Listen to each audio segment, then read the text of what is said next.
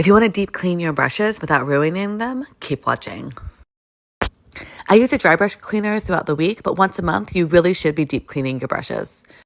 First tip is don't use hot water. It's best to use lukewarm so you don't disturb the glue that is holding the bristles into the brush. Second is you're going to want to use a soap that is gentle on the bristles and will take care of them. I'm using the brand new brush cleansing soap from Seint. The third tip, you're going to want to be thorough in your cleaning of the brushes, but you don't want to be too aggressive with stressing these bristles out. So be gentle, and if you're using a good soap, it should come off really easily.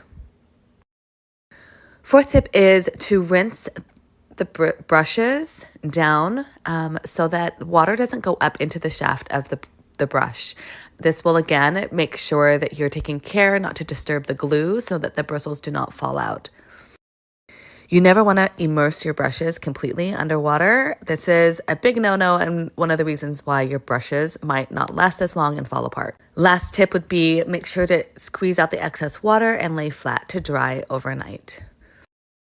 Bonus, rinse off your soap because that makeup residue is really gross. If you want to get your hands on this brush cleansing soap that's infused with tea tree oil, comment brush soap for the link.